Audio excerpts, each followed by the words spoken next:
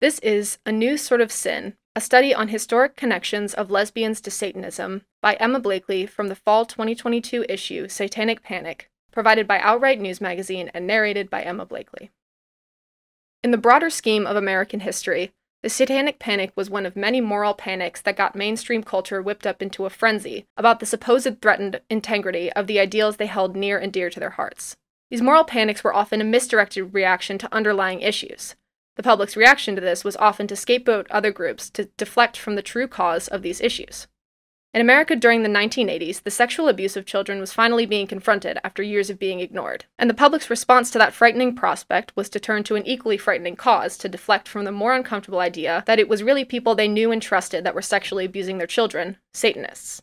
The reason why Satanists in particular were blamed is thought to be found in a book, Michelle Remembers by Lawrence Pasdar and Michelle Smith, in which a woman, Michelle, supposedly recounts the abuse she suffered at the hands of Satanists. Although its claims were quickly disproved, its rhetoric took hold and Satanists became the perceived perpetrators of child abuse. Lesbians have also been scapegoats of similar moral panics and have been closely connected to Satanism in the past, which may explain why they, along with gay men, were also victims of the Satanic Panic. Satan's Harvest Home, a pamphlet produced anonymously in 1749 in London, condemns the supposed moral corruption that was taking place in Great Britain at the time. Lesbians were mentioned briefly in this pamphlet in connection with Sappho, the woman-loving woman Greek poet for which the word sapphic got its roots, and blames her for inventing the game of flats, in which women gain sexual pleasure with flat contact between genitalia, better known nowadays as scissoring, without men. The anonymous author calls it a new sort of sin, and the title connects the contents of the pamphlet, which also includes sodomy, effeminacy of men, and prostitution, to the actions of Satan. Nearby, in France, lesbianism was strongly connected to Satan, likely due to its Catholic leaning. One novel by Denis Diderot, titled The Nun, outlines the struggles of a young girl forced to be a nun. At a convent, the head nun is revealed to be a lesbian and makes advances on the girl. When she rejects her by staying pious and chaste, the head nun goes insane. Diderot's intention with the nun was to critique the corruption of the Catholic Church, but the fact that he did so using lesbianism is significant. In the book, lesbianism was equated to manipulation, desecration, and even pedophilia. Another French novel, titled The New Sappho, or The History of the Anandrin Sect, depicts lesbians separated from their church in a culty setting of their own, where they honor Sappho and her lovers in a temple. This cult-like organization of lesbians are equated to incubi, demons that seduced women, so the satanic dimension remains. Moreover, some of these religious sentiments connecting lesbians to Satanism still exist today. Beyond the protesters that never fail to show up to pride parades in June holding signs whose slogans like homosexuality is a sin never seem to change from year to year, unoriginal much, lesbianism has a religious connotation in other parts of the world as well.